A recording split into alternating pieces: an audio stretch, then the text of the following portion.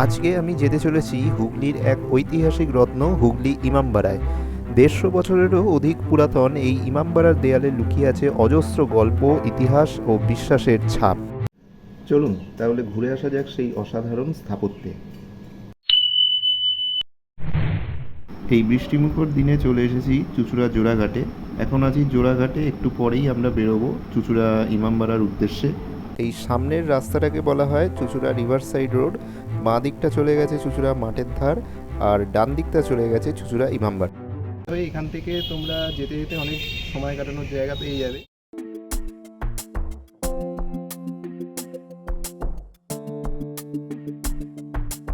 যেমন এইটা হলো চুঁচুড়া ময়ূরপঙ্খী ঘাট। যদি সন্ধেবেলা এই জায়গাতে আসেন তাহলে বুঝতে পারবেন জায়গাটা কতটা জমজমাট থাকে সন্ধেবেলার সময়টা।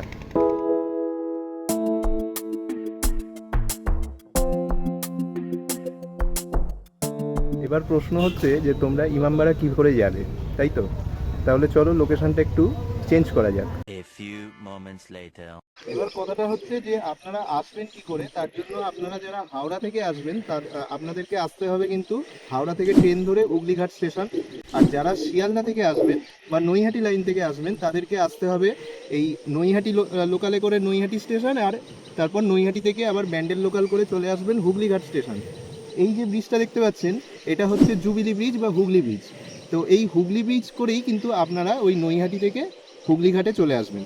যে জুবিলি ব্রিজটা তার মানে সংযোগ করেছে নৈহাটি এবং চুঁচুড়ার লাইনকে। আর এছাড়াও আরও একটা জায়গা আছে, সেখান থেকেও আপনারা আসতে পারেন। তার জন্য ভিডিওটা পুরোটা দেখবেন। তো তোমাদের মনে প্রশ্ন আসতেই পারে যে হুগলি স্টেশন নাকি হুগলিঘাট স্টেশন, কোনটায় নামাটা বেশি সুবিধাজনক?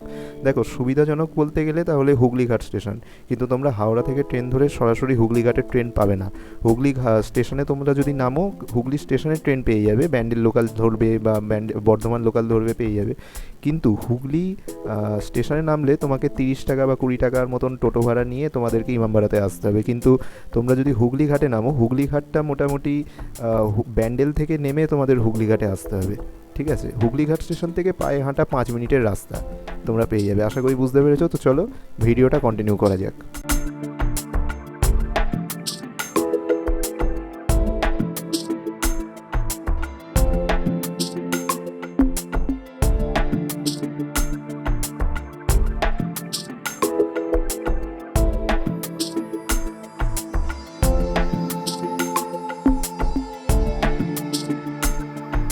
সব তো ঠিক আছে, কিন্তু ভাই এইটা কি? মানে পুরো ছোট মিনি বাথটব হয়ে গেছে এদের জন্য।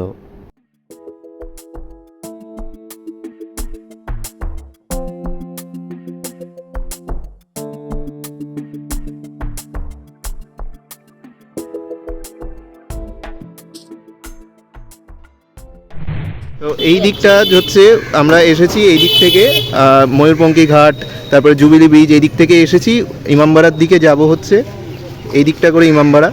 আর তোমরা যদি হাওড়া থেকে আসো বা নৈহাটি থেকে আসো তাহলে হুগলি ঘাটে নামতে গেলে তাহলে ওই হুগলিঘাট স্টেশনের রাস্তা ওটা, ওইখান থেকে সোজা চলে আসবে।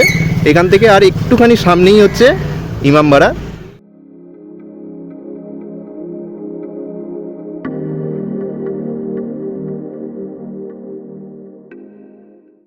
এই মুহূর্তে ইমামবাড়ার বাইরের দিকটা আমি এখন দাঁড়িয়ে আছি, সদর দরজা বা মেন গেটের সামনে। বাইরের জায়গাটা যথেষ্ট বড়, স্কুটি বা বাইক পার্কিংয়ের যথেষ্ট জায়গা আছে। লন্ডনের বিগ বেন, ঠিক আছে, নাম তো শুনেছেন। তো লন্ডনের বিগ বেনের আগে এই ইমামবাড়ার যে ঘড়ি, ঠিক আছে, সেই ইমামবাড়ার ঘড়ি কিন্তু সব থেকে প্রাচীন এবং সব থেকে বড় ঘড়ি। তারপরে হচ্ছে আমাদের লন্ডনের বিগ বেন। এখন ভেতরে ঢুকতে গেলে আপনাদেরকে টিকিট কাটতে হবে। আমি এখন তাই জন্য টিকিটটা কেটে নিই।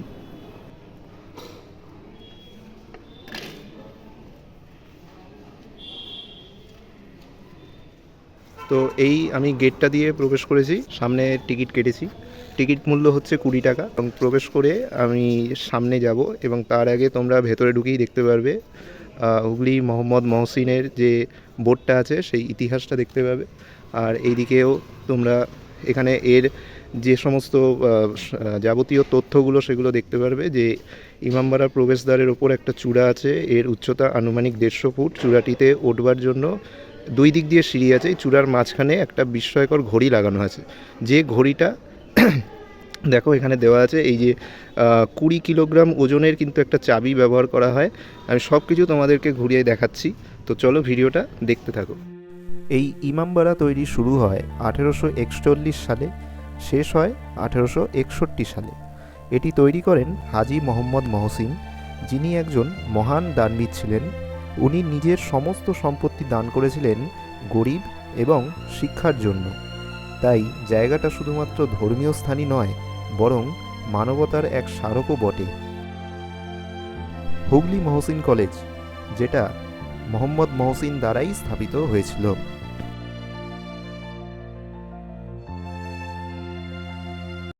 ক্লক টাওয়ারে ওঠার জন্য এই পাশে হচ্ছে লেডিসদের জায়গা, কারণ দুটো জায়গা আলাদা করে বিভক্ত করা হয়েছে। ওই দিকটা করে আমি তোমাদের নিয়ে যাচ্ছি। ওটা হচ্ছে জেন্টসদের জন্য লাইন, আর এই দিকটা হচ্ছে লেডিসদের জন্য লাইন। বিশ্বের সবথেকে বড় আর প্রাচীনতম ঘড়ি কিন্তু এটাই।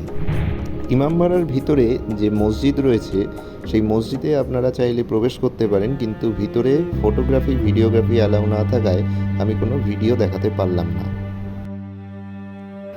ইমামবাড়া হলো শিয়া মুসলিমদের জন্য অত্যন্ত পবিত্র স্থান। মহরম মাসে এখানে হয় নানা ধরনের ধর্মীয় অনুষ্ঠান, মজলিস এবং মাতম। আর গুরুত্বপূর্ণ দিনগুলো ইমামবাড়া কিন্তু ট্যুরিস্টদের জন্য বন্ধ থাকে। যাব হচ্ছে ভিডিওর ইম্পর্টেন্ট বিষয়, ক্লক টাওয়ার, যার জন্য আপনারা এতক্ষণ ধরে ওয়েট করে আছেন। তো চলুন আমি ক্লক টাওয়ারের দিকে যাচ্ছি। এটা হচ্ছে জেন্টসদের যাওয়ার লাইন। আপনাকে আগেরটায় দেখিয়েছিলাম যে লেডিসদের যাওয়ার যে সিঁড়ি, সেটা দেখিয়েছিলাম। এটা হচ্ছে জেন্টসদের যাওয়ার সিঁড়ি। চলুন তাহলে যাওয়া যাক। মোটামুটি যতদূর শোনা যায় যে 150টা 155টা সিঁড়ি আছে। তো আমরা সেটা একটু গোনার চেষ্টা করছি যে কটা সিঁড়ি আছে। সিঁড়ি যথেষ্ট আছে, আমার মুখে গিয়ে দম বেরিয়ে যাচ্ছে। তো আপনারা যারা আসবেন কিন্তু ভেবেচিন্তে আসবেন, পায়ে কিন্তু জোর যেন থাকে, সেইভাবে আসবেন। কিছুটা সিঁড়ি ওঠার পর এই ছাদটা দেখতে পাবেন। কি হলো রে, উঠতে পারছিস না? আর পারা যাচ্ছে না। দেখুন বন্ধুরা, এও কিন্তু হাঁপিয়ে গেছে, আমার ভাই। তাহলে আপনারা কিন্তু দয়া করে ভেবেচিন্তে আসবেন। জায়গাটা কিন্তু খুব কম্প্যাক্ট জায়গা, খুব একটা বেশি মানুষ এখানে একসাথে যাতায়াত করতে পারবে না। চলুন তাহলে, মোটামুটি অলমোস্ট পৌঁছে গেছি। সিঁড়ি দিয়ে ওঠার পর দেখতে পাবেন এই বেলঘর। এই ঘণ্টাগুলোই কিন্তু বাজে। 1852 সালে এই ঘণ্টাগুলোই 11,721 টাকা দিয়ে কেনা হয়েছিল। আর যে চাবি দিয়ে ঘড়ি দম দেওয়া হয় তার ওজন 20 কেজি। দম দেওয়া হয় বছরে একবার করে, আর সময় লাগে 30 থেকে 40 মিনিটের মতো।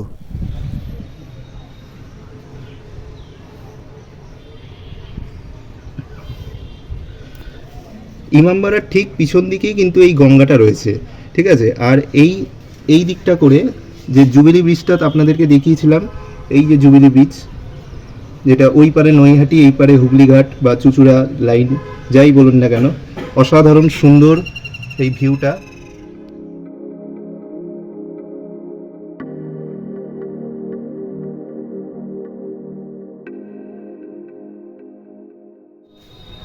এবার আমি যেতে চলেছি সূর্য ঘড়ি বা সান ক্লক, যেটা এখনো পর্যন্ত রয়েছে, সেই সূর্য ঘড়িতে আমি যাব দেখানোর জন্য। আর পিছনের গঙ্গাটাও আপনাদেরকে ভালোভাবে দেখাবো। আমি এখন ভিডিওটা অফ করছি, কারণ সিঁড়ি দিয়ে তো নামতে হচ্ছে, দেখে শুনে নামতে হবে। তো চলুন, দেখা হচ্ছে সূর্য ঘড়ির জায়গাটায়।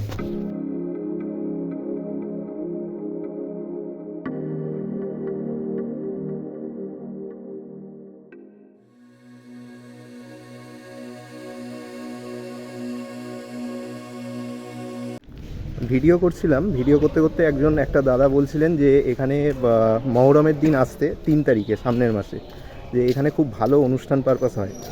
আর বলছে আরেকটা দিনও আছে, 4 দিন কিন্তু মহরম চলে বাইরে হয়।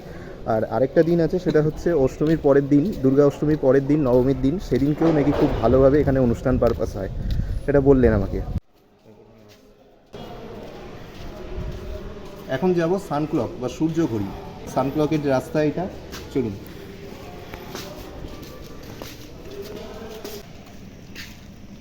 এখন যাচ্ছি সূর্য ঘড়ির যাওয়ার রাস্তা, এবং এই দিকেই পিছন দিকেই হচ্ছে গঙ্গার ঘাটটা।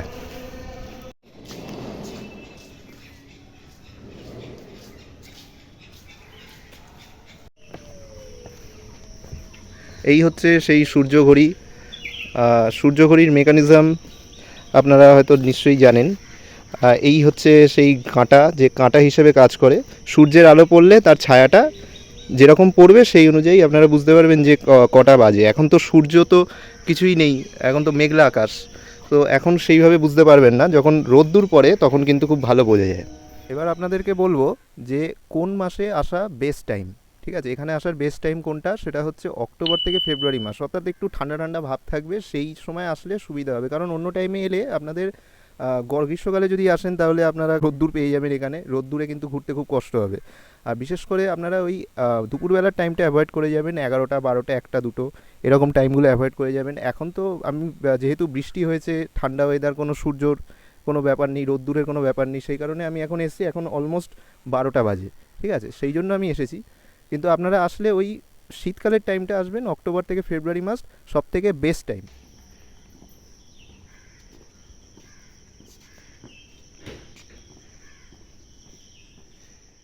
এই হচ্ছে হুগলি ইমামবাড়ার পিছন দিকের গঙ্গাটা, যেটা আপনারা এখন দেখছেন। খুব সুন্দর ভিউ পাবেন এখানে আসলে। আর এই দিকটা দেখতে পাচ্ছেন, ওই পাশটা জুবিলি ব্রিজ, যদি আপনাদেরকে দেখাই, এই দেখুন জুবিলি ব্রিজটা। তাহলে অলমোস্ট সব কিছুই আপনাদেরকে দেখিয়ে দিয়েছি। তো এবার আমি বাইরে যাচ্ছি, চলুন। প্রবেশ মূল্য 20 টাকা, ভারতীয় নাগরিক হলে 20 টাকা, আর ফরেনের নাগরিক হলে তাহলে 100 টাকা।